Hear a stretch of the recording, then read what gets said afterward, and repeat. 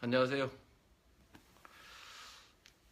불타는 금요일인데 우리 페이스북 친구분들은 지금 금요일 잘 보내고 계신가요? 아, 제가 우리 친구분들한테 맨날 일방적으로만 제 하고 싶은 얘기하고 요새는 좋아요도 잘 못 누르고 그래서 되게 미안한데 오늘 한번 여러분들 얘기를 한번 들어보려고 합니다.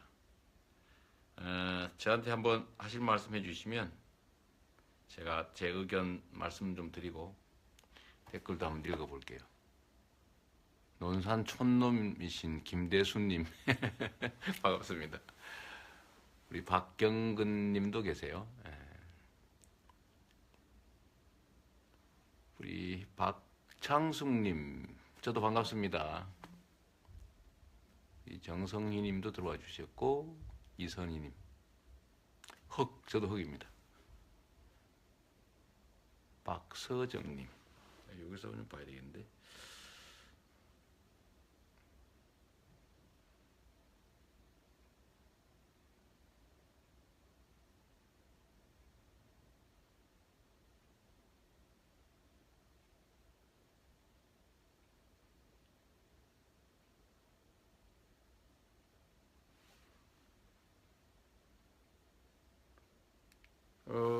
이거 저도 지금 노안이라서 잘 안 보여요. 지금 여기다 읽어봐야 되는데 댓글이 잘 안 보입니다. 저도 지금 노안이라서 잘 안 보여요. 지금 여기다. 이제 됐습니다. 임주은님 화이팅입니다. 이명주님 현직 역사교사시라고요? 네, 우리 건영님 후원 얘기해 주셨는데 글쎄요 오늘 예상보다 빠르게 하루 만에 약 3억 가까이 그 대개는 뭐 10만 원, 3만 원, 만 원 이렇게 내시는 분들이 무려 3억씩이나 내주셨어요. 저 정말 감동입니다. 정말 감사해요. 제가 우리 여러분들의 뜻이 있지 않습니까? 공정한 세상을 바라는 저도 그렇지만 모든 사람들이 그런 꿈을 가진 세상 되면 좋겠어요. 그런 거 하라고 저한테 정말 요즘 얼마나 살기 어렵습니까? 근데 되게 힘드신 분들이 많이 지원해 주셔서 정말 감사해요.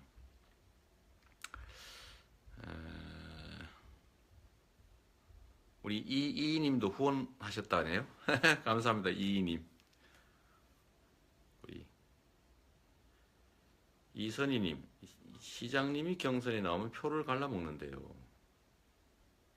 그러네요. 이게 제가 경선을 나가게 되면 민주당 후보가 정해질 테고 민주당 후보가 정해지면 제가 이기면 당연히 다른 우리 경선 후보들이 저를 도와줄 테고 또 혹시라도 만약에 제가 지거나 또 다른 사람이 후보가 된다면 저도 열심히 도와줘야죠. 원래 경선을 치르면 탈당해서 무소속으로 출마하는 게 법으로 금지되어 있습니다. 그 주변에 좀 많이 알려주세요. 이게 사실은 이게 그런 것도 있을 겁니다.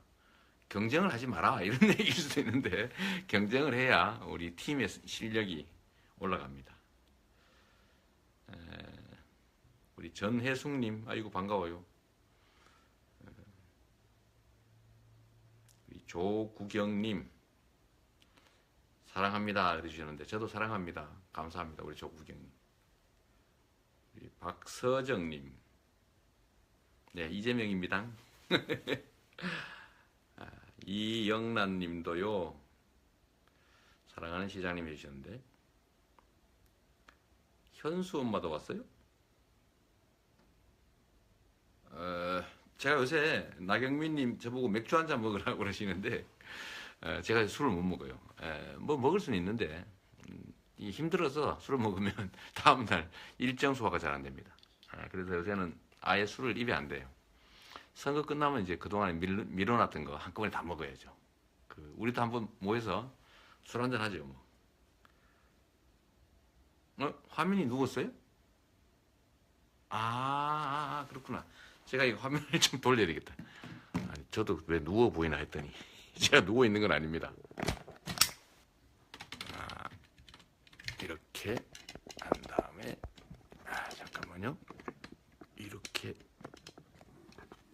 이렇게 해야 되나? 이러면 거꾸로 되나 이러면?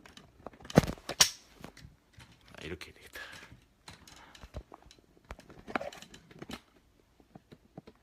이거 처음 하는 거라서 이거. 이제 괜찮죠? 이제 똑바로 됐죠? 네, 똑바로 됐습니다. 이게 역시 초보자라서 이제 제대로 나오죠. 화면 괜찮죠? 제가 여러분들하고 이렇게 대화하고 있는 시간이 제일 사실 즐거워요. 제가 힘 받을 때가 어디겠어요? 뭐 언론에 나오는데도 뭐 그렇게 잘 써주지도 않고, 그래도 우리 그 페이스북 동지들하고 이렇게 우시와 이자 하고 있을 때 제일 힘납니다. 여러분도 그렇지 않나요? 우리한테 힘 주는 사람들, 그런 사람들하고 같이 있으면 힘나잖아요. 자, 여러분 때문에 힘이 납니다. 제 표정 좋아지지 않나요? 처음보다?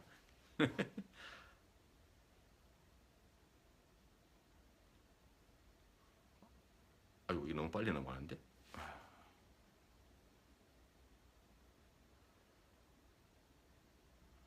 우리 김대수님 후원하고 싶은데 형편이 어렵다는데 본인은 하지 마시고요. 주변 다른 분들 좀 하게 해주세요. 뭐 사진 3,000원도 괜찮고 이 마음이거든요.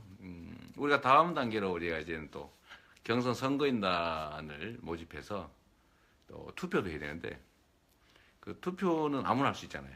마음만 있으면 할 수 있는 건데 액수가 문제가 아니고 마음이니까 주변 분들을 설득해서 같이 좀 하게 해주세요. 지금 현재 동시에 1,500분이 같이 보고 계신데 계속 올라가고 있어요. 댓글이 너무 빨리 사라져가지고 이거 읽을 수가 없습니다.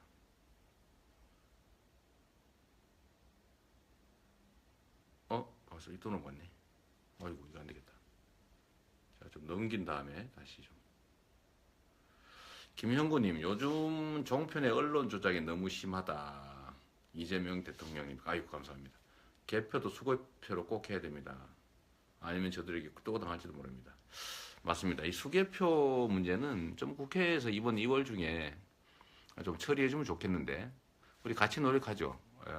실제로 뭐, 투표소에서 수개표 해버리면 시간도 적게 걸리고, 비용도 덜 들고, 또 안전하고, 또 그 결과 정확하게 표시해서 뭐 본부로 가서 체크하면 되는 거니까, 저는 그게 맞다고 생각하는데, 왜 수개표 안 하는지 잘 모르겠어요.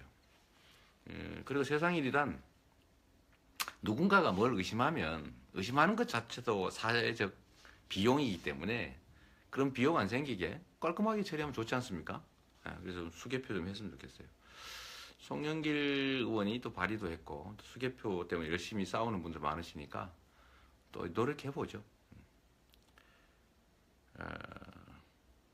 정명균 님이 나주에서 봤다고 그러시네요.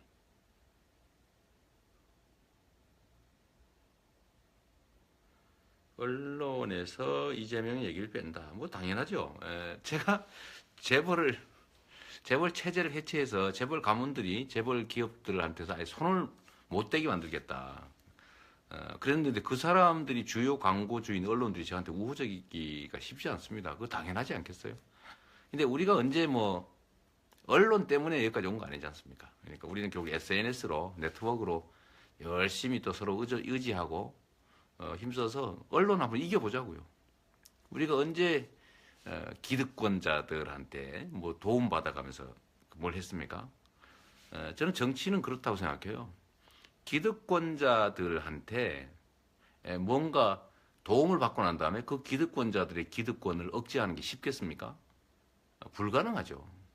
지금까지 정치는 기득권자들에 대해서 그들의 도움을 받고 그들을 지원하는 이 암묵적 공생관계이기 때문에 그래서 사실은 권력을 갖고 난 다음에도 기득권자, 즉 강자들 편을 들고 다수의 약자들이 피해를 보는 거 방치해왔던 겁니다.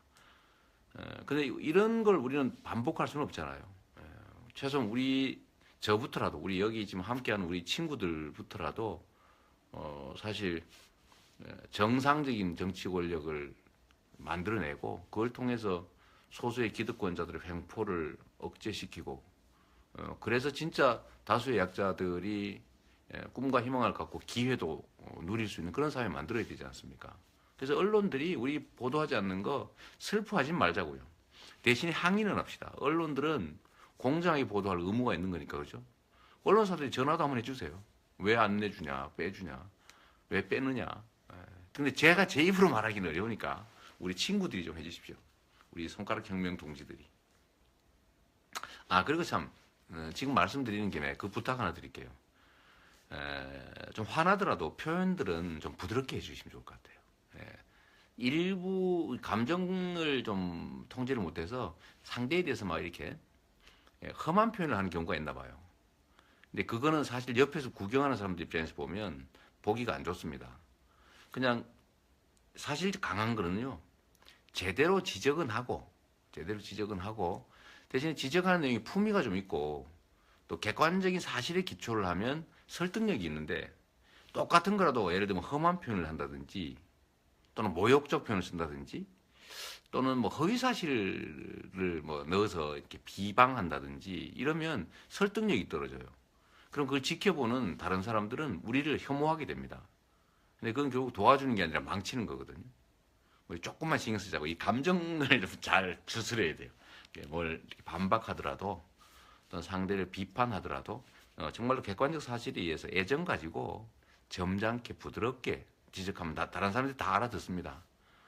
그렇게 하는 게 진짜 우리를 도와주는 거죠. 우리한테 도움이 됩니다. 그렇게 해주실 거죠? 너무 빨리 너무 많이 들어와서요. 제가 조금씩.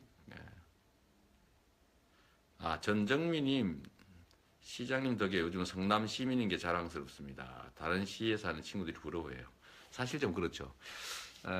제가 기초단체장인데 소위 대한민국 대선 후보군에 이렇게 들어가게 된 거는 사실 성남시에서 실적 때문일 겁니다.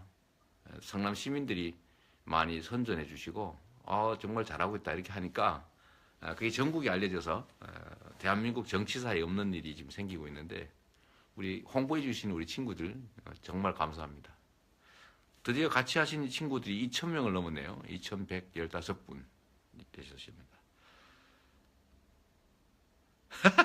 잠깐만, 이게 누구야? 유지훈님, 트럼프처럼 연설 때 막말 팍팍 해주세요? 이거 농담이죠? 제가 진짜 막말한 일 있어요? 직설적 표현을 한 일 있어도 제가 막말하지는 않았는데 농담이실 거라고 봅니다. 김태환님, 산모님의 맘마이스 너무 재밌게 봤습니다. 이게 저는 아직 못 봤는데 누가 그 맘마이스 찍을 때 그 페이스북으로 중계하는 건 잠깐 봤어요. 근데 재밌다네요. 그 김용민 씨가 맘마이스라고 파파이스 예, 그 대응하는 그런 무슨 뭐 팟캐스트 비슷한 그런 걸 만들어서 저희 집사람 제 아내를 제일 먼저 찍었대요. 근데 그거 되게 재밌답니다. 저도 한번 보려고 그래요.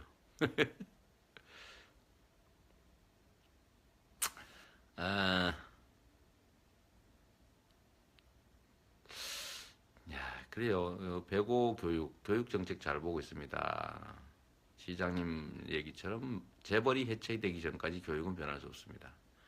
재벌 개혁이 되면 저 같은 사교육은 없어집니다. 맞아요. 이 교육 정책은 정말로 참 우리 모두가 겪는 고통이긴 한데, 이 기회의 관문을 이만큼 이렇게 만들어 놓고 여기를 젊은 세대들 수십만 명이 통과를 해야 되니까 그 통과하는데 너무 고통이 큽니다. 근데 그 통과하는 규칙을 아무리 잘 만들어도 문제가 생겨요. 문제는 기회를 늘려줘야 되는 거죠. 그 기회는 사실은 산업, 경제, 고용 문제입니다.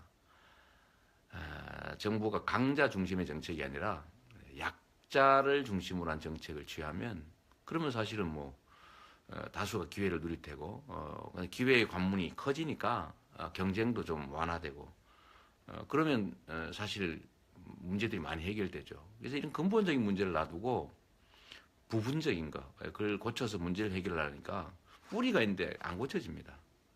마치 대한민국의 우리 정치를 아무리 고쳐도 이 정치를 쥐락펴락하는 재벌들, 이 사회 경제 권력자들을 저희가 정비하지 않는 한, 뭐 그들이 계속 이 사회의 실제 뿌리로서 모든 문제를 일으키는데 그 현상적인 거 정치 고친다고 고쳐지겠습니까? 비슷해요. 교육 문제도. 지형태님은 고향 선배님이시라는데, 아이고 감사합니다. 맞아요. 팩트에 기초한 비판. 이거 진짜 중요해요. 그 저번에 누가 도와준다고 뭐 도와준다고 한 거겠죠. 막 허위사실, 또 모욕적 표현 이런 거 하다 우리가 품위 없는 정치 집단, 정치 세력으로 이게 낙인이 찍혀서 타격이 컸어요. 그런 거 좀 안 하면 좋겠어요. 진짜 그래 줄 거죠. 좀 꼭 필요합니다.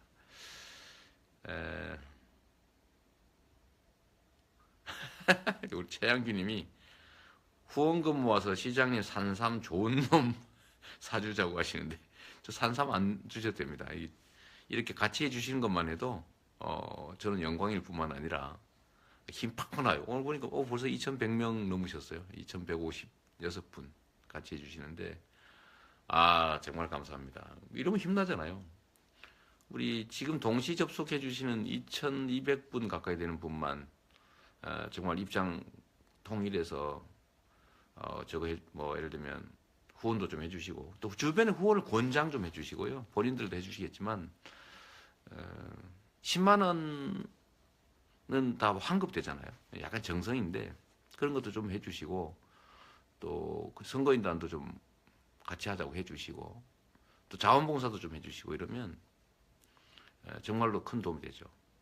자원봉사 어렵지 않습니다. 집에서 해주셔야 되거든요. 집에서 우리한테 신청해 주시면은 저희가 목록 같은 거 드리고 그 선거인단 가입 좀 하도록 권유해 주시고 그렇게 하시면은 우리가 이깁니다. 제가 이 경선 얘기 잠깐 할까요? 되게 뭐 여론조사 지지율 보고 이재명 약하다 이렇게 얘기하는데 경선은요 적극적인 행동가들이 참여하는 겁니다. 근데 여론조사는 어때요?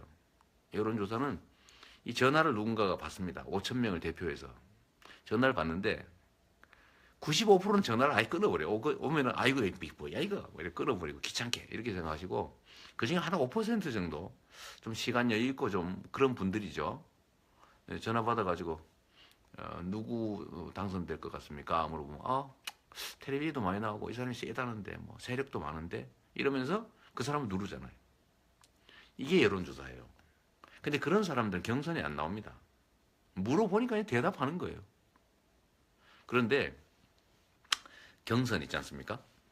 2012년에도 모바일 투표 다 했는데 그때 모바일 투표까지 포함해서 신청한 전국의 이 선거권자가 100만 밖에 안 됐어요. 100만 조금 넘었습니다. 근데 실제 투표한 사람 또 몇 명이냐면 60만 조금 넘었어요. 그러니까 30만 좀 넘으니까 문재인 지금 현 후보께서 과반수가 넘어가지고 결선 투표도 없이 그냥 후보가 되어버렸습니다. 30만 정도만 찍으면 그 후보가 된다는 거잖아요. 인구 5,100만인데 그 중에 30만 또는 50만 뭐 많이 잡아서 100만 그럼 2% 아닙니까? 100명 중에 2명 1000명 중에 20명 이 정도가 실제 투표를 하는데 1000명 중에 20명은 사실 많죠. 우리도 지지율이 지금 뭐 굳이 뭐 하면 한 10%, 8%, 10% 왔다 갔다 하니까 그분들만 그 중에서도 예를 들면 그렇게 일부만 정말 열심히 찍으면 될 거거든요. 그래서 경선은 여론조사와 다른 결론이 많이 납니다. 그래서 대세는 없다 이런 얘기도 있고요. 그 제가 지어낸 얘기가 아니라 정치학 교과서에 유명한 얘기입니다. 대세는 깨지기 위해 있는 것이고 대세는 유지되지 않아요. 대세는 일정하지 않습니까? 근데 이게 추세로 뚫으면 뒤집어지는 거죠. 역전이 일어납니다. 그래서 대세론이라고 하는 게 잘 유지가 안 되고 특히 경선에서는 될 것 같은 사람을 찍는 게 아니라요. 꼭 돼야 될 사람이라고 하는 사람 찍죠. 여러분도 그러지 않나요? 꼭 돼야 할 사람 찍으러 가지 않습니까? 이런 사람 많은 쪽이 이기는 거예요. 인구의 2%도 안 되는 사람들이 참여해서. 그래서 우리도 그 여론조사에 너무 연연하지 말자고요. 그 사실은 안 맞잖아요. 여론조사 맞은 거 봤어요. 작년 4.13 총선 전혀 여론조사 안 맞았죠. 다 새누리당이 뭐 180석 할 거냐, 뭐 200석 할 거냐 막 그랬는데 실제로는 뭐 전혀 그렇지 않았죠. 미국의 경선도 그랬고 또 미국의 대선도 그랬고 그건 사실은 전혀 안 맞았던 거 아닙니까? 자신감을 갖자고요. 정찬규 씨께서 3년 전부터 지켜봤는데 주위에도 항상 말했고 제 신념과 가장 적합했고 눈빛에 반했습니다. 제 눈 작은데 눈빛에 반했다는 처음 듣는 얘기입니다. 항상 앞으로도 응원할 거고 믿고 갈 겁니다. 가슴 벅찬 나의 아니 우리의 미래에 가장 필요하고 절대로 소중한 사람이라는 걸 느꼈습니다. 감사합니다. 열심히 할게요. 저는 지금까지 뭔 어떤 지위를 노리고 뭘 한 일은 없어요. 제 집사람이 요새 옛날 제 일기장, 그 공장 다닐 때 썼던 일기장, 그 일기장을 발견해가지고 그걸 읽고 있더라고요. 여기저기 출연 요청도 하고 오고 그러니까 읽고 있는데 그걸 보면서 집사람이 그 얘기를 해요. 자기가 시집 온 다음에 그 어려울 때나 또 지금이나 변한 게 하나도 없는 것 같은데 이 인간은 그 일기장을 봤더니 그 일기장에 나와 있는 그 꼬맹이의 모습이 지금 자기 남편 즉 저하고 너무 똑같더래요. 무슨 사람이 이렇게 안 변하고 똑같으냐? 뭐 이런 얘기를 하더라고요. 최근에 누가 그런 얘기합니다. 뭐 지지율도 정체중에 가니까 뭔가 변신을 해야 되는 거 아니냐. 세상 사람들이 이재명에 대해서 기대하는 게 이런 거 저런 거 있는데 거기에 맞춰서 좀 변신하는 게 어떠냐. 뭐 예를 들면 사드 문제나 또 한미 문제에 대해서 불안해하니까 그냥 좀 접고 친미적 태도 뭐 이런 거 좀 보여오면 어떻겠냐 이런 얘기들 많이 하세요. 그래서 제가 이런 얘기 드리죠. 제 진심인데 저는 어떤 지위를 탐해서 뭘 해본 일이 없습니다.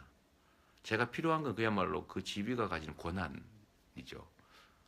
제가 성남시장이 된 것도 시립의료원 만들다가 그 시립의료원을 성남시에서 막았기 때문에 뭐 이런저런 사건으로 제가 수배가 돼가지고 교회 지하실에 숨어 있다가 내가 직접 시립의료원 만들자 이렇게 마음먹어 가지고 그때 시장 출마를 결심했거든요. 이게 시장 출마해서 6년 만에 당선이 돼가지고 결국 2013년에 착공해서 지금 이제 올해 완공이 됩니다.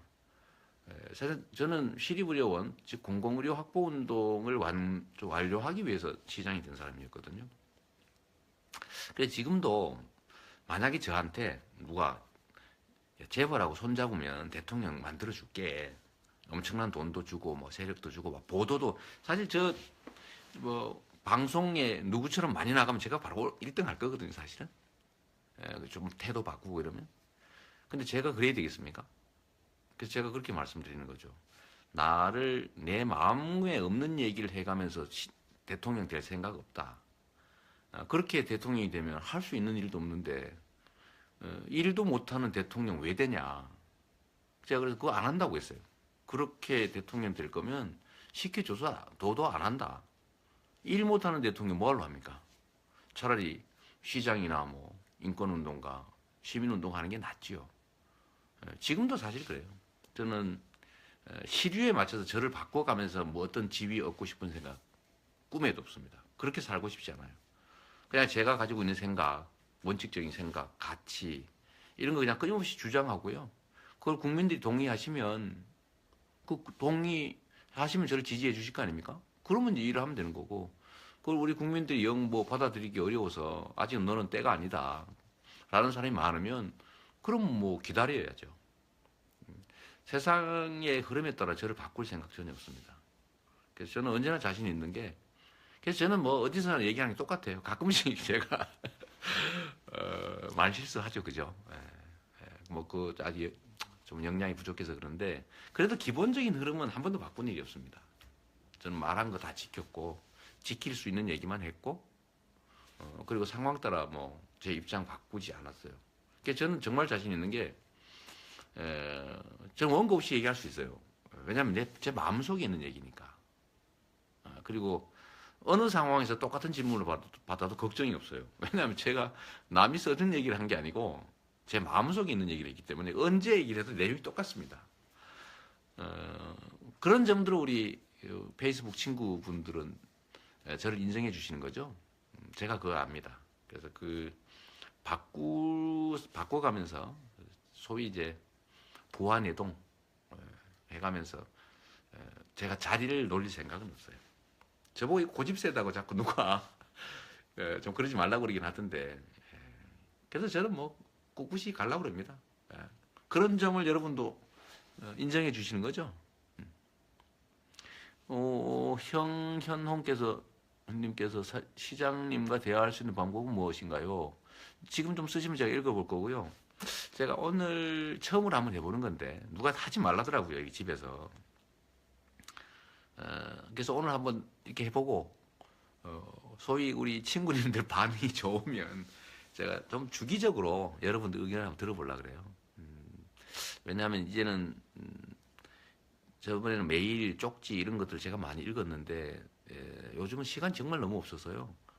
잘 못 읽어요. 뭐 우리 참모진들이 좀 분류하긴 하고 하긴 하는데 그래서 여러분들 말씀을 들을 기회도 없고 해서 제가 한번 이런 거 한번 시도해 봤는데 지금 2,929분이 동시 접속으로 저 보고 계시네요. 이렇게 하면 좀 얘기를 좀 들을 수 있죠. 이게 뭐 좀 많이 넘어가야 되겠네. 이거 뭐 엄청나게 좀 글이 많이 들어와서요. 황소의 고집 좋아해요. 저 황소 고집이 진짜.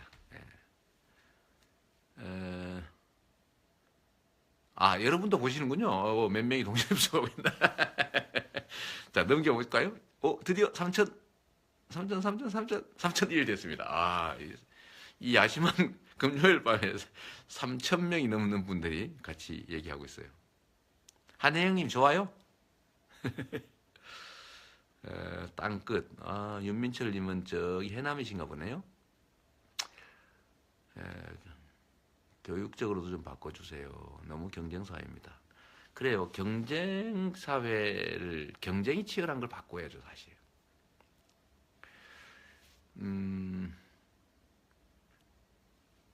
이주연님도 처음 해보시는 거예요? 좀 지나간 댓글 한번 읽어볼까요?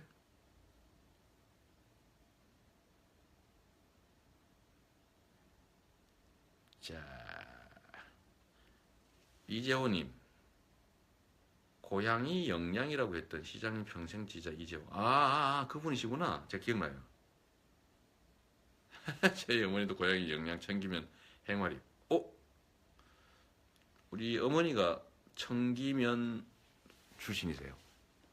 그 청기면에서 산을 넘으면 그게 예안면인데 그 산 넘는 첫 번째 영양군 청기면하고 안동군 예안면 요 경계 산꼭대기 거기가 저희 출생지예요. 요새도 하루에 버스가 한 번인가 두 번밖에 안 들어온대요. 제가 어릴 때 그 학교를 걸어 다녔는데요. 그 걸어가는 거리가 얼마냐면 한 6km 가까이 됐어요, 학교까지. 근데 초등학교 1학년 때면 이제 7살, 8살 요때 아닙니까? 근데 그 6km를 산길을 걸어가는데 요즘 저 차길이 있는 게 아니고요. 진짜 산길이에요. 산으로 이렇게 오솔길이 있는 거 있죠, 산에. 그러니까 이렇게 아침에 걸어가면 나뭇잎들이 얼굴에 툭툭 걸립니다. 왜냐면 산길이니까. 근데 그 산길을 그 초등학교 1학년이 6km를 걸어서 간다고 생각해 보세요. 그런 산골에 살았어요. 그런데 제가 최근에 그 학적부라 그러나요? 생활기록부? 통신문? 그걸 읽어봤더니 1학년 때 이거 진짜 비밀인데 우리만 알고 다른 데 가르치지 마세요. 1학년 때 결석을 80일을 했더라고요. 지각 70일. 절반을 지각하거나 결석을 했더라고요. 그런 곳이었는데 우리 영양군 청기면이 고향인 분을 봐서 반가워서 쓸데없는 소리 한번 냈습니다.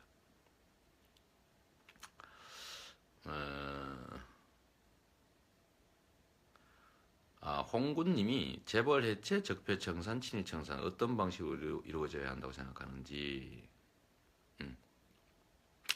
재벌 얘기 잠깐 할까요? 이제 오해가 있는데 여러분이 좀 알려주세요. 우리나라의 재벌이 사실 기업이 문제가 아니라 그 기업을 지배하고 있는 재벌 족벌들이 문제입니다. 가문들이. 이 사람들이 주식 지분이라고 그러죠. 주식을 5%도 안 갖고 있어요.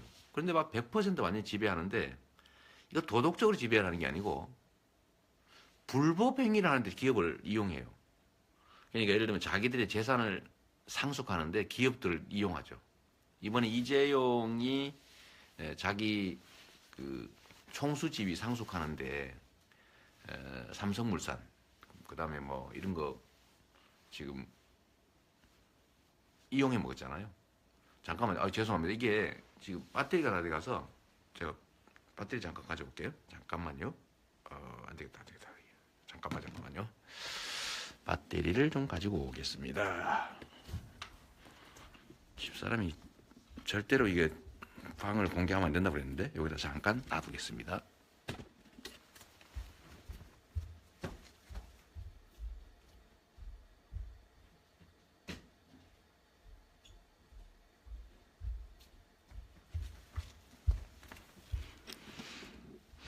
사실은요, 제 아내가 지금 광주 갔어요. 광주, 전라도 광주.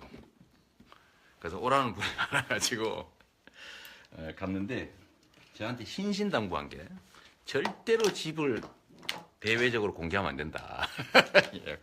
하면 죽는다. 이래가지고 제가 지금 몰래 하고 있는 거예요, 사실은. 됐다. 여러분도 저를 집에서 봤다고 하시면 안 됩니다.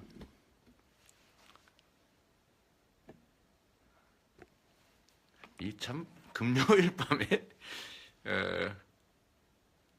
저 이런 페이스북에 들어와서 보시는 분 되게 많네요. 3,300분이 넘었어요.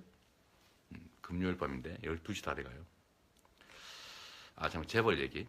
그래서 이 재벌들이 재벌 가문들이 문제인 거예요. 이 재벌 기업들한테서 가문들의 부당한 지배, 이 불법 행위를 싹 제거하면 이 재벌 기업들이 얼마나 튼튼한 기업 되겠어요.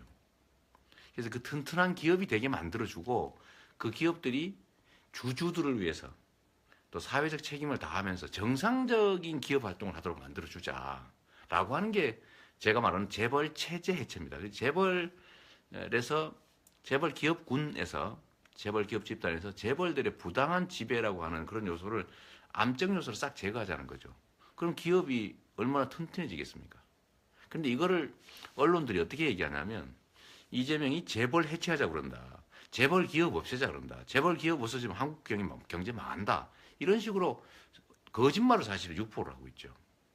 그러니까 우리 지금 보시는 분들 중에도 있겠지만 이재명 시장이 왜 재벌을 없애자고 그러지? 뭐 이런 분이 사실 있을 거예요. 근데 그건 전혀 아닙니다. 재벌 체제를 해체하자. 정상적인 착한 재벌 기업 만들어주자. 그런 거죠.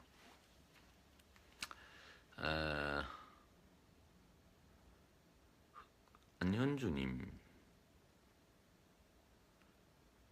용역회사, 하청회사 좀 없어주세요. 이런 분들 계시고.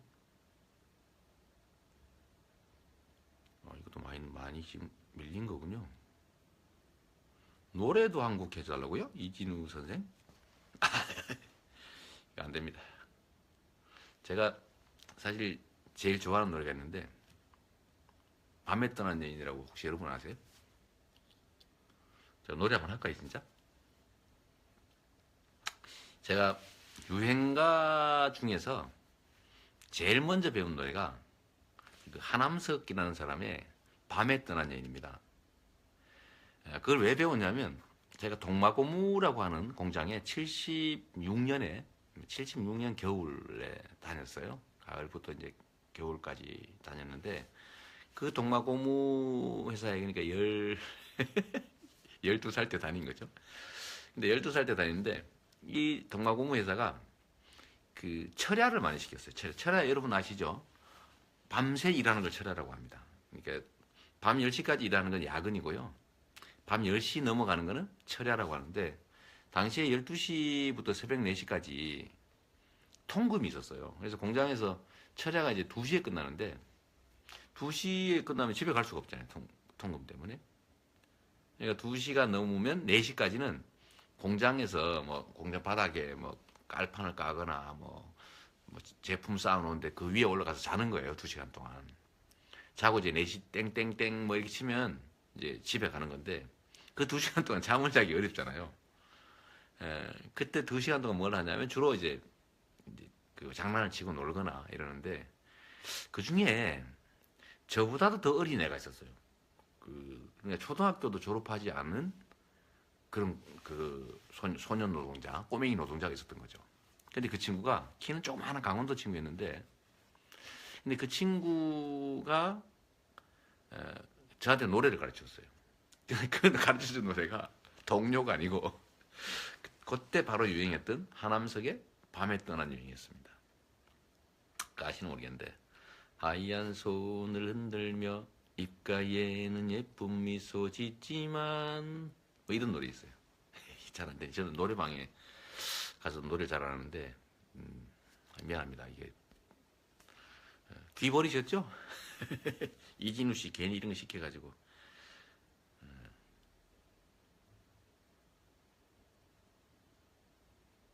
네, 우리 소진성 님이 좋은 제안해 주셨어요.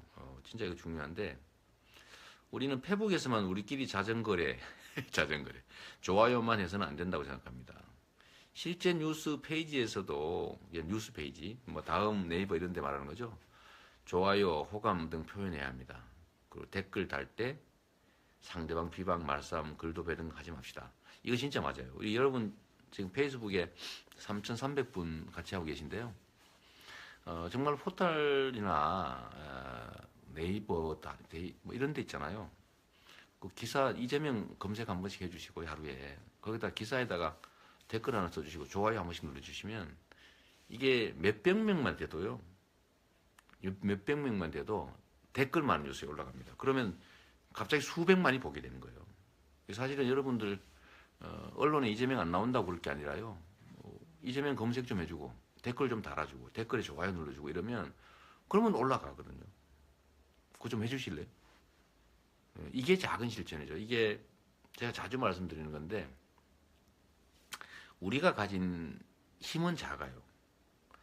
힘은 원래 기득권자들 가지고 있죠. 돈, 조직, 권력, 영향력 뭐 다 갖고 있지 않습니까? 근데 우리는 이런 거 없어요. 대신 숫자가 많다는 거죠. 근데 숫자가 많은 다수가 져요. 힘센 소수가 맨날 이겨서 나라가 이 모양이죠. 근데 왜 힘센 소수가 언제나 이길까요? 힘이 적은 다수가 에이 내가 뭐 이거 해가 무슨 도움이 되겠어? 이런 패배의식 때문에 행동을 하지 않습니다. 그냥 다 포기해버려요. 그런데 만약에 다수가 1인 1표인데 다수가 조금씩 행동한다고 생각해 보십시오. 그럼 역사를 바꿔요. 그게 뭐냐면 이번 촛불 국면에서 이 초를 든 시민들이 절대 권력 박근혜를 내쫓을 상황에 와 있잖아요. 뭐 저들이 뭐 반격을 준비하고 있긴 합니다만. 그러니까 이게 촛불을 드는 행위가 사실은 정말 바람 불면 꺼질 수도 있지 않습니까? 김진태가 얘기한 것처럼. 참 그 김진태라는 친구가요. 제 사법연수원 동기입니다. 동갑내기. 근데 여하튼 그건 딴 얘기고. 근데 작은 실천을 다수가 하면 그게 역사를 바꾸는 거대한 그냥 물결이 되는데 우리가 잘 안 하죠. 그래서 우리도 댓글 좀 달아주십시오. 좋아요도 한번 눌러주시고. 이게 언론에서 안 써도 그러면 포털 사이트에 올라가고 그러면 누군가가 댓글만 뉴스네? 이렇게 보면 수십 수백만으로 확장되니까 사실 9시 뉴스만 나오는 만큼 효과가 있을 수도 있어요. 네, 그런 거 좀 도와주십시오. 5년 전에 베트남 오기 전에 트위터에 마팔해 주셨는데 토끼 갑상이에요? 김민 씨? 반갑습니다.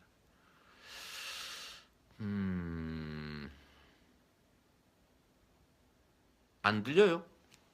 진짜? 잘 안 들리세요? 난 볼륨은 조정할 수가 없는데. 잘 들리세요? 안 들려요?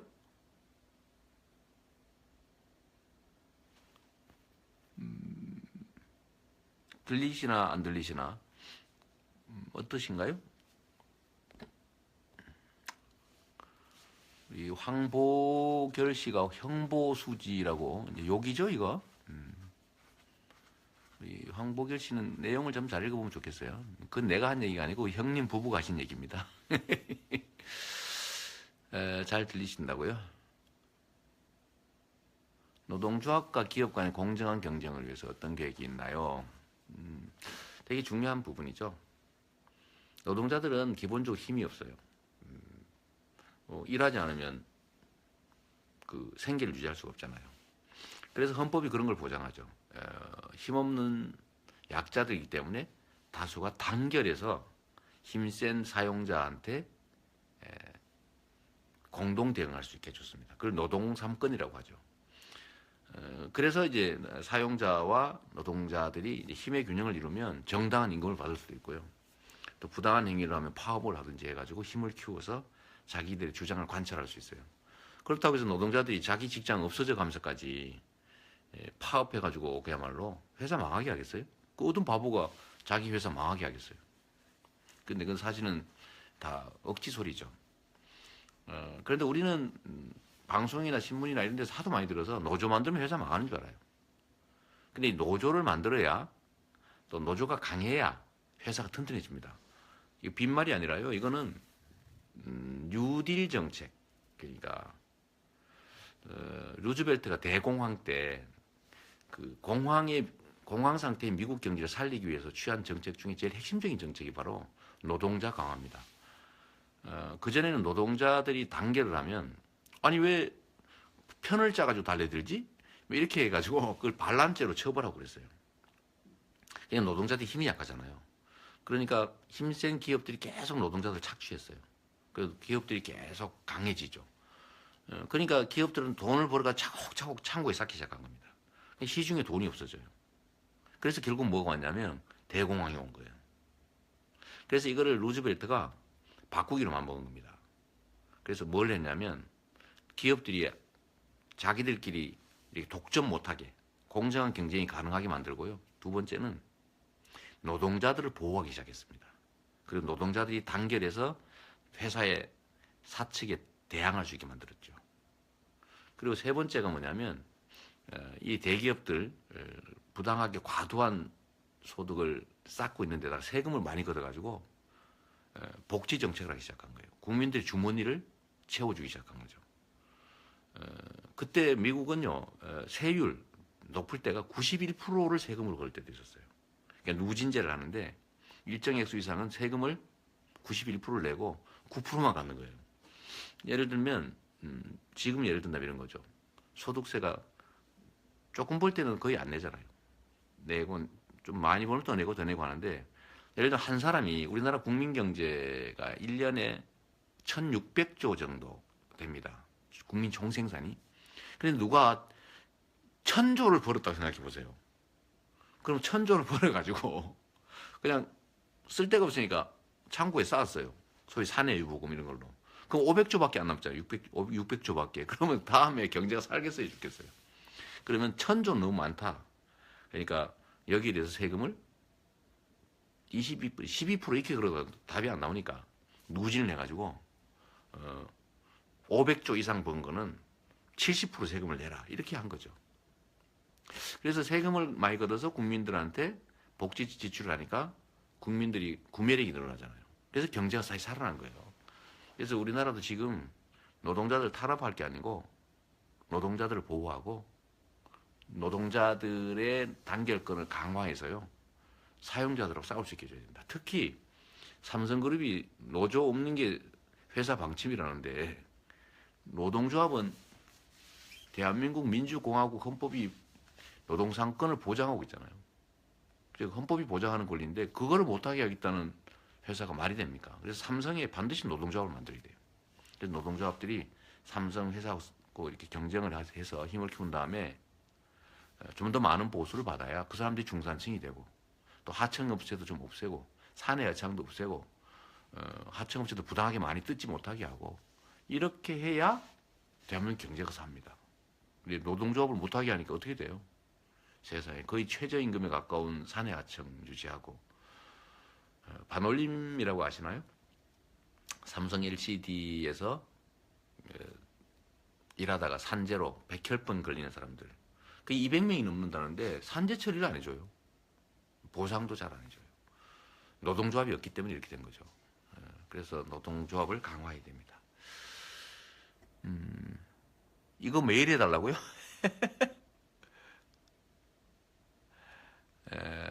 한번 보고요. 여러분들 반응이 좋으시고 호응이 많으면 제가 매일 해야지. 또 뭐 많이들 써주셨는데 너무 많아서 그래요. 참 뉴딜 정책 공감합니다 하셨는데 제가 그래서 대한민국의 재벌 체제를 해체하고 재벌 기업들을 착한 기업 만들어서 공정한 경쟁이 가능한 그런 경제 만들고요. 그 다음에 노동자 보호하고 노동권 강화하고 그 다음에 증세해가지고 사실 증세도 아니죠. 감세한 거 원상복구 해가지고 다시 이제 국민 복지 증진시키면 국민 구매력이 늘어나서 경제가 정상순환이 됩니다. 이렇게 해야 경제 살지 않아요? 이걸 그래서 제가 이재명의 뉴딜 성장 정책이라고 이름 붙였습니다. 맞지 않나요? 제가 재밌는 얘기 하나 드리면 이거 들으신 분도 있을 텐데 우리나라 실업자가 100만 명이라고 해요. 말로는 3점 몇 프로. 그런데 우리나라에요. 법으로 52시간 이상 일하면 처벌하게 돼 있습니다. 왜냐하면 일자리를 늘리기 위해서 노동시간을 줄여야 되거든요. 전 세계적 추세 아닙니까? 요즘 4차 산업혁명 그 논리가 많죠. 기술 발전으로 일자리가 줄어든다. 그런데 그럼 1차 산업혁명 때는 이런 문제가 없었을까요? 산업혁명으로 기계가 발달하니까 일자리가 줄어들죠. 그럼 그때 어떻게 해결됐을까요? 인류는 끊임없이 기술 개발을 해왔고 또 새로운 일자리가 만들어지고 옛날 일자리가 사라졌는데 어떻게 적응해 왔냐면 노동시간을 줄여왔던 겁니다. 아주 먼 오래전에는 그 새벽에 해 뜨기 전에 나가서 일하고 해질 때까지 일하고 집에 와서는 등불 켜놓고 일하고 이렇게 해도 겨우 먹고 살았잖아요. 근데 기술이 발전하니까 그러면 실업자가 막 생겨났느냐? 그게 아니죠. 노동시간이 줄어들면서 많은 사람들이 이제 해 있을 때만 일하게 되고 또 그것도 나중에는 10시간 일하는 걸로 가고 나중에 8시간 일하고 요즘은 OECD 뭐 이런 선진국들 유럽 이런 데는 7시간 또 6시간 이렇게 일합니다. 하루에. 그런데 우리나라는 세상에 52시간 이상 일하는 사람이요. 354만 명이 된대요. 근데 이 52시간 불법적으로 일하는 사람들의 그 초과 근로 시간, 불법 근로 시간, 요것만 법률적으로 확실하게 처벌하면 없어질 거 아니에요? 그러면 요거 없어지면 일자리 몇 개 생기냐면요. 일자리가 33만 개가 순식간에 생겨납니다. 그것만 해도. 그러면 실업자의 3분의 1을 해결할 수 있어요. 그런데 노동부가 이렇게 하지 않습니다. 노동부는요, 52시간 일하는 거 너무 적다고 68시간 일해도 된다고 법에 어긋나는 지침을 노동 현장에 보내가지고 불법 노동을 갖다가 방치하고 권장하고 있어요. 이 정부가 사용자들 편, 회사 편 드느라고 이 모양이 된 거죠. 그래서 정부가 법대로만 하고 다수의 약자들을 보호하는 일만 제대로 해도 이렇게 많은 사람이 쉽게 잘 살 수 있는데 왜 우리는 그게 안 될까요? 이게 국가 권력을 담당한 권력자들이 강자들하고 인연이 너무 깊어서 강자들의 편을 들기 때문에 그렇습니다. 진짜 슬프죠. 그냥 정상적으로 권력 행사만 해도 얼마나 세상이 좋아지는데요. 제가 성남시장을 하면서 제가 잘한 건 특별히 없거든요. 그냥 나쁜 짓 안 하는 게 제일 중요해요. 권력을 가지고 그걸 개인적으로 뭐 다른 용도, 사익을 취하기 위해 쓰지 않는 거 중요해요. 두 번째 중요한 거는 공정하게 하는 겁니다. 왜냐하면 이 권력자들이 가진 권한과 예산이라고 하는 건 국민의 의지잖아요. 대신 맡긴 건데 이거를 자기 마음대로 막 자기 편이라고 막 주고 뭐 힘없고 약하다고 안 주고 힘센 데다가 주면서 거기다 이익 좀 나눠 갖고 이러면 되겠어요? 부정부패하지 않고 공정하게만 해도 엄청나게 잘합니다. 잘하는 겁니다. 그래서 제가 부정부패에 대해서 이렇게 치열하게 열심히 싸우죠. 대통령 돼도 SNS 아이디는 안 바꿀 거죠. 당연히 안 바꾸죠. 제가요, 여러분들 아시나 모르겠는데 제가 명함에 제 핸드폰 번호를 기록해서 다니면서 명함 주잖아요. 혹시 받으신 분 있을 텐데 저는 그 전화번호가요, 제가 옛날 변호사 할 때 쓰던 그 번호입니다. 처음부터 쓰던 그 번호. 저 앞으로도 안 바꿀 거예요. 근데 SNS 아이디는 왜 바꾸겠어요? 당연히 그냥 가지고 있으면서 가끔 심심할 때 이렇게 여러분들하고 대화도 하고 그래야죠. 그게 사람 사는 재미 아닌가요? 이종민님께서 국민은 개돼지가 맞습니다. 종민님 아닙니다. 가끔 그렇게 보여도 저는 국민들을 믿어요. 이번에 촛불 시위 나오신 우리 국민들 보셨잖아요. 대단한 사람들입니다. 전 세계 어디에도요, 이렇게 수십만, 수백만이 모여가지고 시위를 하는데 그릇 깨진 사람 하나도 없고요. 꼬집 핀 사람도 없고, 청소 깨끗하게 하고, 어디 유리창 하나 안 깨지고, 이거 전 세계 인류 역사에 없던 일입니다. 위대한 국민들 맞아요. 개돼지 아닙니다.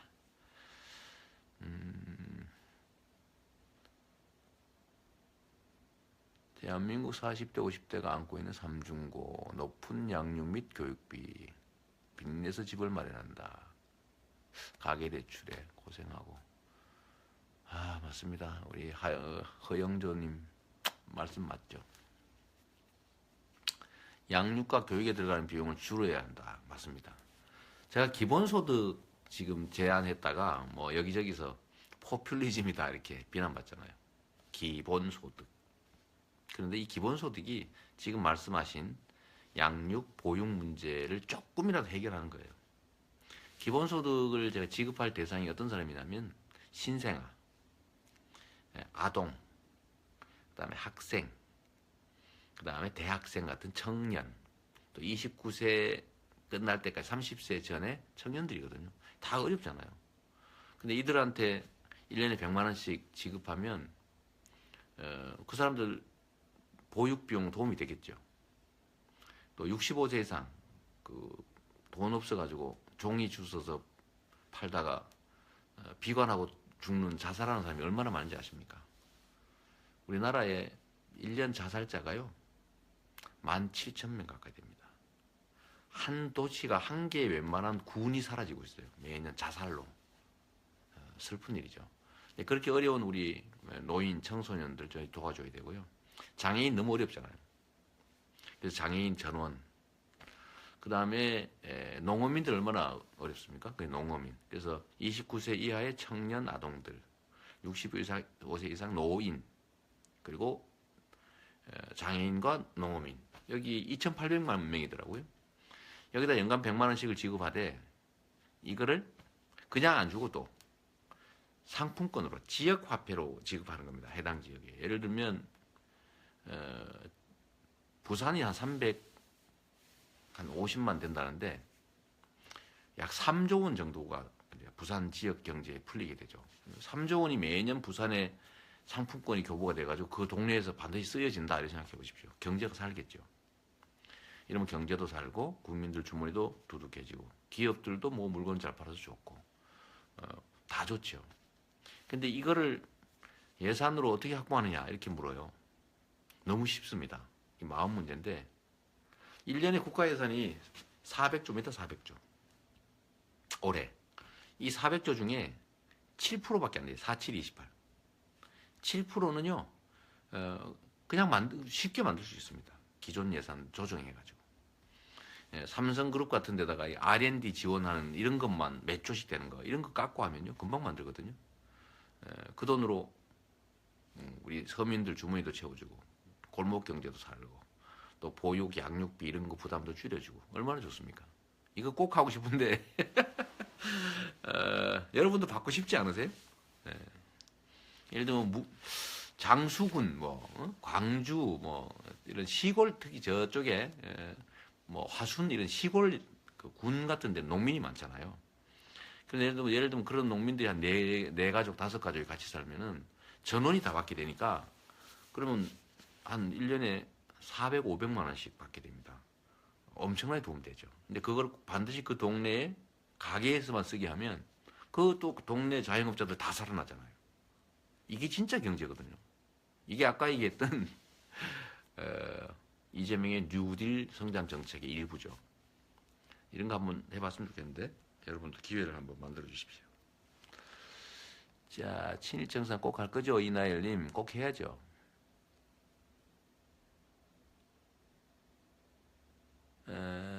권무영, 천무영님 이재명 대통령 만들기 가입 부탁드려요. 근데 제가 전에는 제 페이스북 가입은 제가 하는 게 아니라 막 강제 가입이 되던데 저번에 누가 이상한 거 만들어가지고 또 저를 강제 가입 시켰다가 제가 또 엄청나게 비난받았어요. 그냥 제가 보기는 하니까요. 열심히 해주세요. 대포폰스라고요?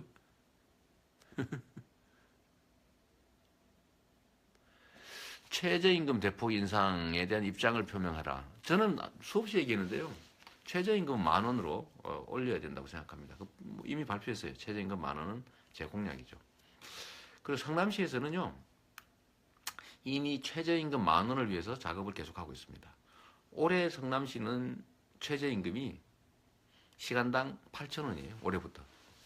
예를 들면 시 산하기관, 시에 고용된 뭐 비정규직, 계약직 이런 사람들 시간당 10,000원씩 주고 있죠. 자, 8,000원씩. 그래서 내년에는 9,000원, 내후년 정도에는 10,000원을 만들려고 합니다. 시에서부터 먼저 하면 다른 데 따라하겠죠. 저희가 할 테니까 많이 알려주세요. 그렇게 해야 됩니다.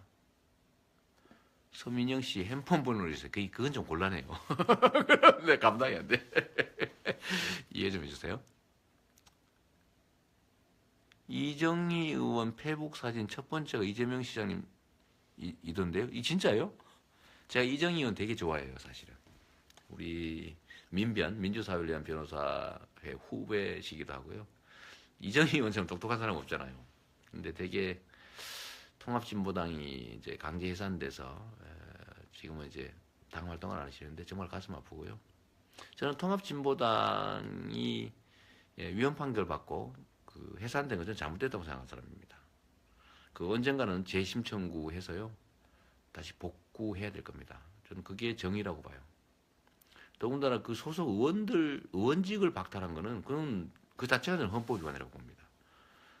그러면 안 되죠, 그죠? 더군다나 대법원에서 선동죄만 유죄, 음모는 무죄 나왔는데 그런 거 다 무시하고 그냥 당의 일부가 그런 선동을 했다고 하면 그 사람만 책임을 져야지 어떻게 당 전체를 해산합니까? 논리적으로 말이 안 되죠. 재밌는 이야기 해주세요. 이 카프라체? 이 양반 어디서 많이 보던 분이신데 무슨 얘기 해드릴까요?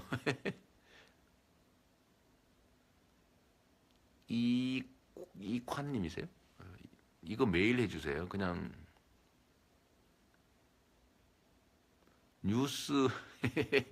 뉴스는 여러분이 보세요. 저도 잘 못 보는데요. 조형진님이 정책 하나 제안하신대요.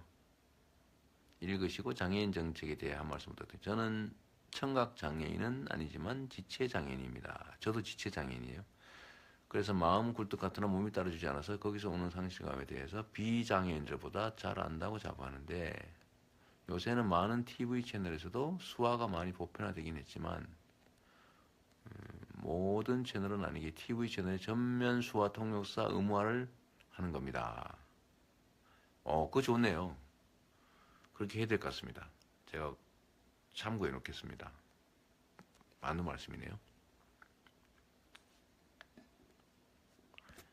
그 사이에 또 엄청나게 많이 써주셔서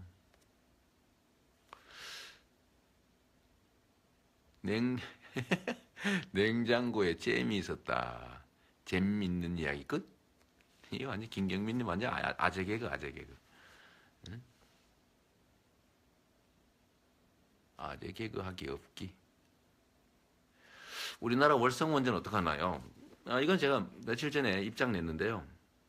원전 제로 와야 됩니다. 이 원전이 핵발전이죠, 사실은 솔직히. 원전도 우아하게 이름 바꾼 건데 이 핵발전소는요. 이 핵발전으로 생기는 전기가 싸다고 우리가 교육받았는데 실제로는 안 싸요. 왜냐하면 비용 계산을 직접 비용 말고 이게 사고가 났을 경우에 그 처리 비용 또 그 위험 비용 만약에 고리나 이런 그쪽 지역에 원자력 발전소가 진짜 후쿠시마처럼 사고 나고 싶죠. 그거 어떡할 거예요, 그게. 그래서 그 위험 비용을 돈으로 계산하고 그다음에 여기서 나오는 온갖 그 폐기물들 있지 않습니까? 그거를 한두 해도 아니고 수백 수천 년 동안 관리해야 되는데 그 비용을 계산하면요 절대 싼 에너지가 아닙니다. 그래서 이거를 저는 원전을 없애야 된다. 당장 없애는 게 좀 어렵다고 하니 이미 내구연한 지난 거는 다 빨리빨리 폐쇄하고요. 새로 짓는 거 하지 말고 있는 거는 좀 지나가게 한 다음에 대체 에너지, 신재생 에너지 이런 쪽으로 산업화를 바꿔야 돼요. 그래야 일자리도 생깁니다. 선진국들 다 하는데 우리만 안 하고 있어요. 이 원자력 마피아 때문에 그런다고 보통 얘기하죠.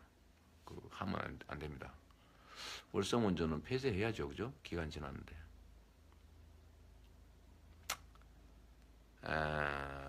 또 많이 또 넘어가고 또 윤미연님이 영세 자영업자 입장 고려한 정책 아까 그 말씀드렸어요. 네, 영세 자영업자를 위한 정책들은 꽤 많습니다. 많은데 뭐 카드 수수료 인하라든지 뭐 이런 것도 있고 특히 체인점, 가맹점 이런 데는 단체 행동권을 인정해 줘야 돼요. 단체 행동을 하면 지금 불법이거든요. 그러니까 대기업들한테 1대1로 다 교섭해라 그 말인데 그러니까 불리해지잖아요. 그래서 체인점들, 대리점들 이런 데는 단체 조직을 하고 단체로 집단 교섭할 수 있는 권한을 인정해 줘야 됩니다. 거기다 또 한 가지 좀 추가를 한다면 제가 아까 제시한 대로 기본소득 43조 원 정도를 지역화표로 해당 지역에서만 쓰게 지급하는 거예요. 그러면 성남 사람은 성남에서만 쓰고 진주 사람은 진주에서만 쓰고 1인당 금액이 약 85만 원 정도 되니까요. 100만 도시 같으면은 8천억이 매년 지급되게 됩니다. 8천억이 그 동네에 풀린다고 생각해 보세요. 얼마나 경제가 정말 팽팽 돌아가겠습니까? 그게 사실은 저는 560만 자영업자가 43조 원이면요. 한 700만 원에서 800만 원 정도 매출을 올릴 수가 있어요. 모든 자영업자가. 엄청난 금액이죠.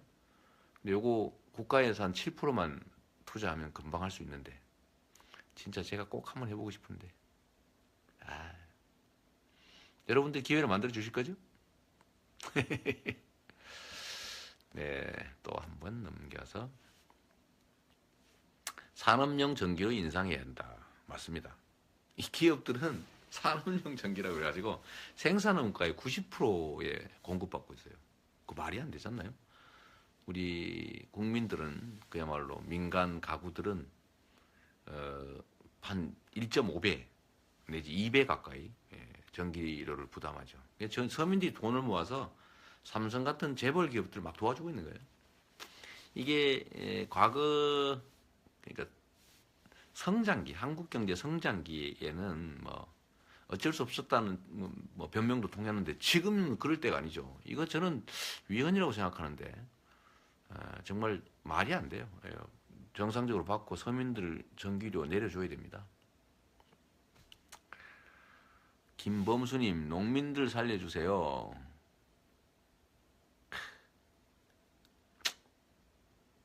제가 기본소득 설계하면서요, 각 부문들이 있는데 그 중에서 나이대 말고, 그러니까 29세 이하, 65세 이상 말고 부문별로 기본소득 지급 대상으로 저희가 산정한 게 장애인하고 농어민, 축산민 이 두 가지밖에 없어요. 특히 농어민들한테 지원을 해야 저기 지방 경제가 삽니다. 왜냐하면 그 해당 지역에서만 쓸 수 있게 하면 그 동네가 살아나잖아요. 농민들은 사실 전략 산업입니다. 식량이 무기화될 텐데 나중에 우리가 농업 다 없애놓으면 큰일 나거든요. 그래서 보조를 해야 됩니다. 전 세계에서 농업은 다 지원해요. 전부 지원합니다. 일본만 해도요, 가구당 800만 원 가까이 지원합니다. 근데 우리나라는 얼마 지원하냐면 160만 원 지원하고 있어요. 스위스 얼마 하는지 아십니까? 1년에 2,500만 원 지원합니다. 농업을 살리기 위해서. 캐나다, 미국 이런 데는 보통 한 1,000 몇백만 원씩 지원하죠. 근데 우리나라는 160만 원 지원해요. 그러니까 농민들이 살 수가 없죠. 농민들 보고 죽으라는 얘기입니다. 그래서 시장 개방으로 재벌 대기업들은 덕을 봤지만 우리 농민들은 손해를 봤으니까 농민들한테 특별히 지원할 필요가 있다고 해서 제가 농어민 기본소득을 도입했어요. 그래서 농가는 다 100만 원씩 지급하는 걸로.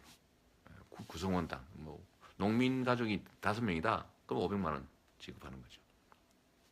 이렇게만 해도 아마 상당히 농가 소득에 도움이 될 겁니다. 우리 한송이님이 안 사요 그러는데 뭘 안 산다는 거죠?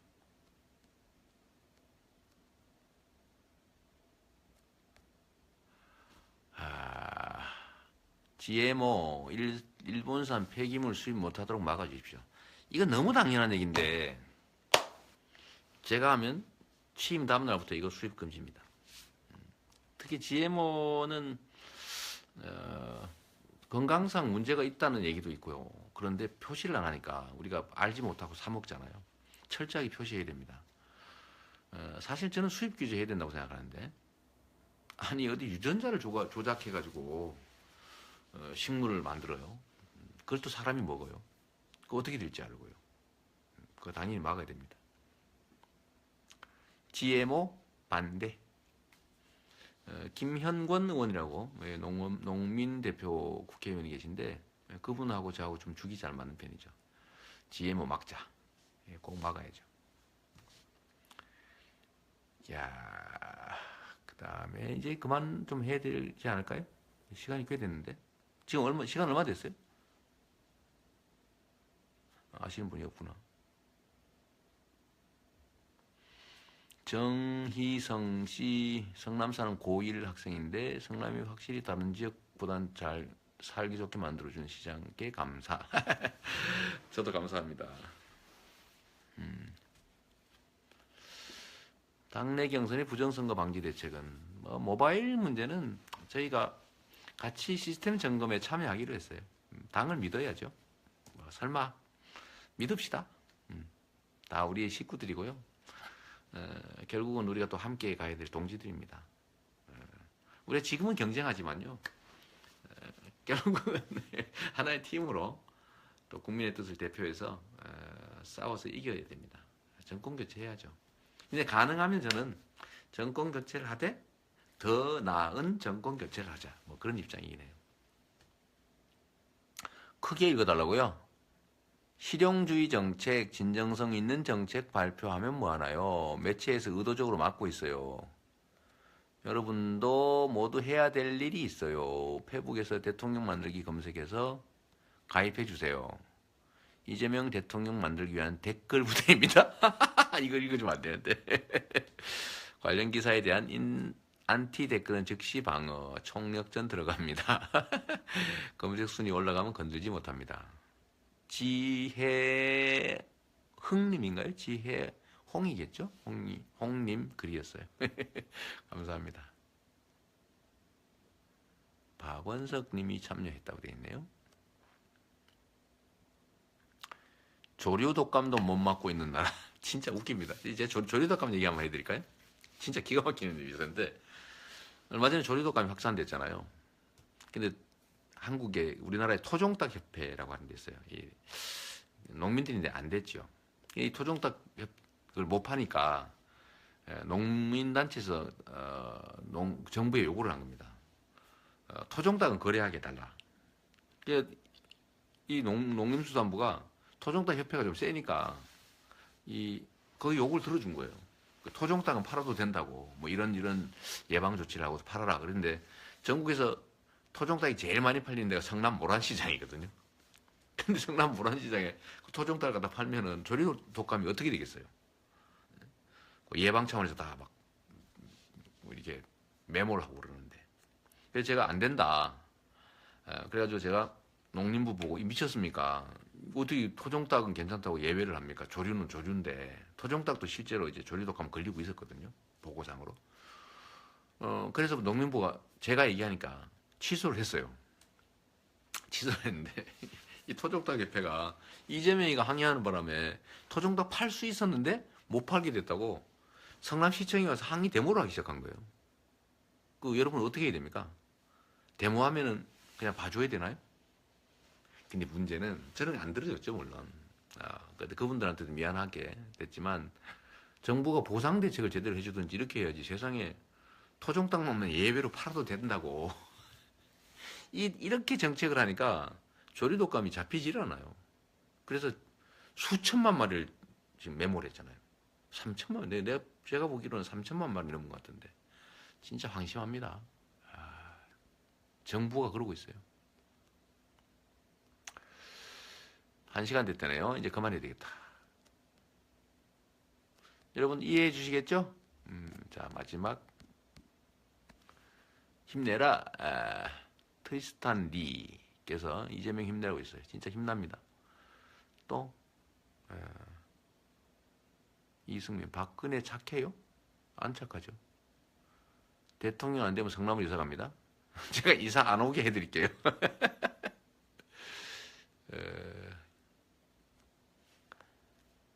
오영환님, 김도형님도 있고요. 박혜연님, 바벨탑, 경선인단 모집 웹자보 30명한테 보내고 설명합시다. 감사합니다, 진짜. 한 사람이 마음먹으면요, 경선 선거인단 수십 명 할 수 있는 거는 금방입니다. 자기 카톡에 있는 사람들한테 좀 해달라고 하면 안 해줄 리가 없잖아요. 뭐 힘든 것도 아니고 돈 드는 것도 아니고 정성인데, 사실 우리 지지자분들이 열성적이지 않습니까? 근데 그런 분들 찾아서 할 수 있는 기회만 만들어 주시면 많이들 할 거예요. 여러분들 좀 해주실래요?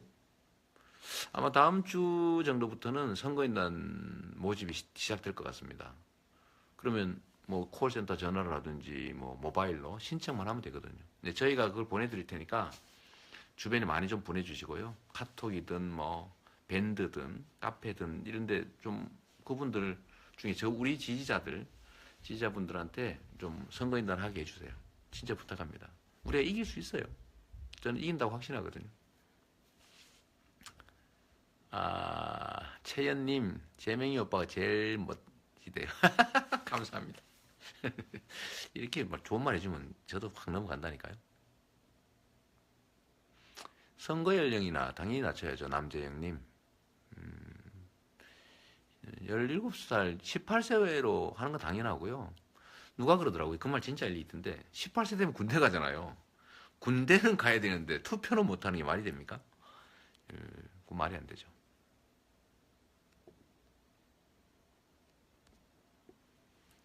비례대표제를 폐지하면 안 되고요. 비례대표제는 최현우님 확대해야 됩니다. 표의 등가성을 확보하기 위해서 좀 문제죠. 군사정보보호협정 폐지해야죠. 그건 1년 단위로 갱신하게 되기 때문에 한일 군사정보보호협정은 그냥 대통령이 마음먹으면 폐지할 수 있어요. 그건 별로 걱정 안 해도 됩니다. 누가 되느냐 문제겠죠. 왜냐하면 한일 군사정보보호협정은 한국과 일본 사이에 명시적으로 한 거지만 미국의 사드를 유지하기 위해서 필요한 조치예요. 그래서 사실 미국이 요구한 겁니다. 그러니까 미국의 사드를 어쩔 수 없다 이런 입장을 가진 분들은, 왜냐하면 사드가 유용하기 위해서는 일본의 정부하고 교류를 해야 되거든요. 그러면 일본 한일 군사정보보호협정도 사실 사드를 용인하는 측에서는 폐기 못합니다. 왜냐하면 사드의 일부이기 때문이죠. 한번 보죠. 이진우님은 500명 조직해서 선거인단 조직할 거라는데 진짜 한번 볼게요. 근데 이진우님은 할 수 있을 것 같아요.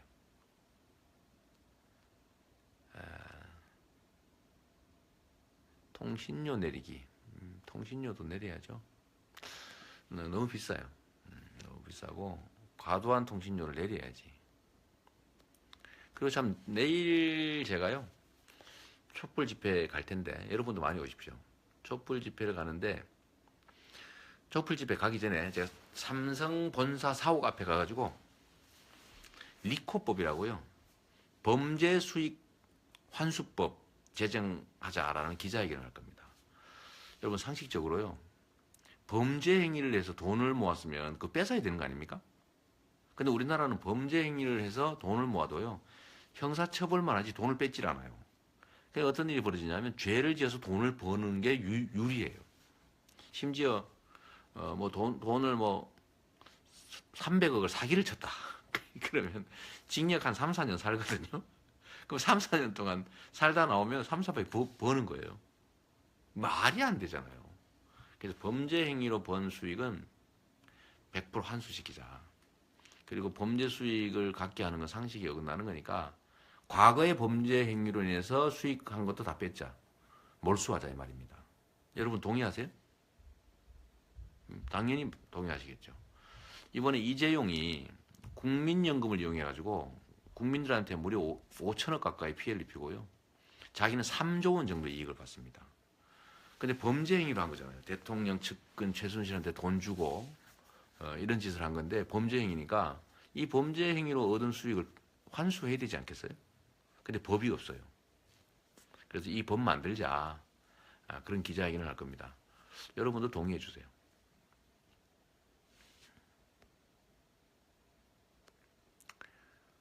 김기덕 님이 이런 글을 해주셨어요. 네이버 다음에서 이재명 검색 많이 해주시고 기사에 좋아요 댓글 꼭 남겨주세요. 저도 부탁 좀 드릴게요.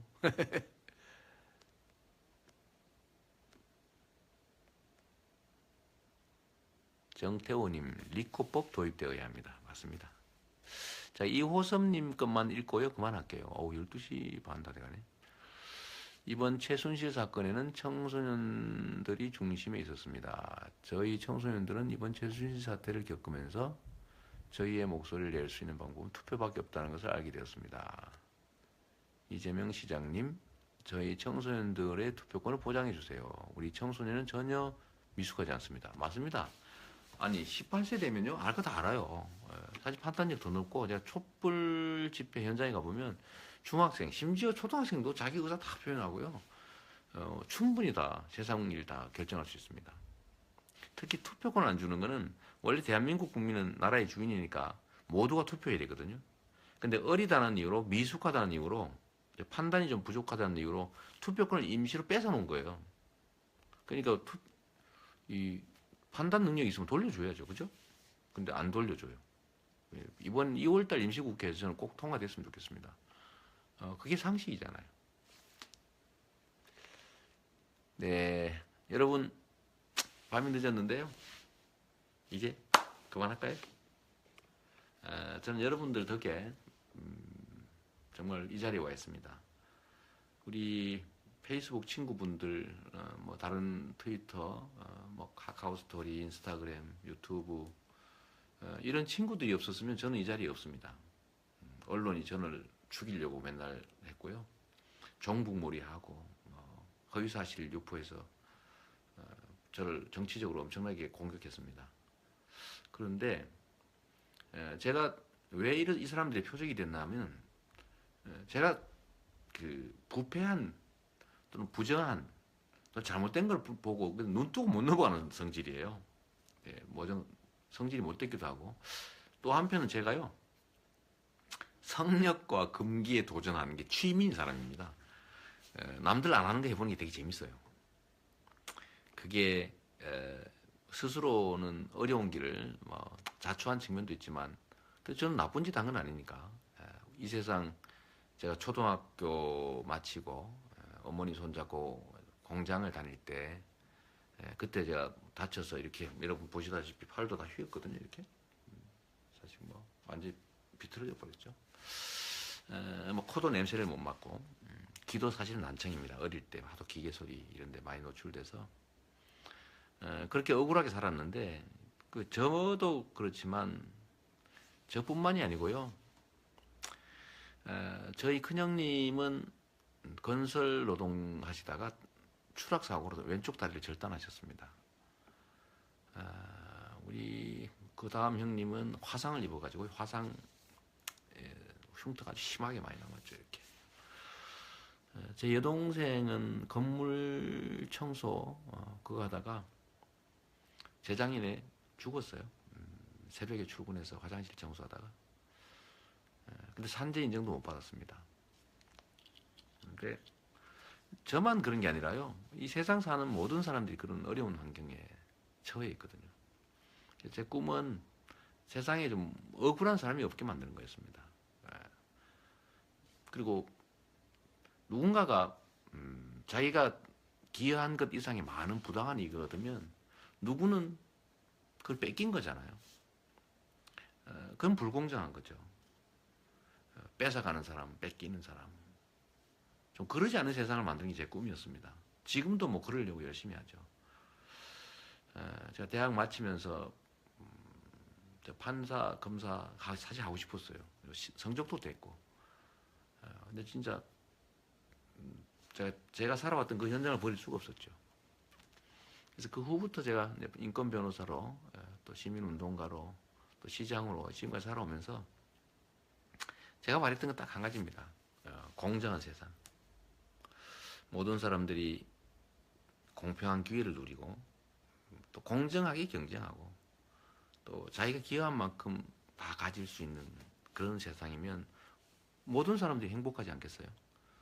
근데 소수 몇 사람들이 좀 욕심 채우려고 다수 이 수많은 사람들한테 꿈, 희망 다 빼앗고 말이에요. 심지어 지금은 애도 낳기 싫게 만들어버렸는데 그런 세상 좀 바꾸고 싶어요. 제 필생의 꿈이라고 할 수 있습니다.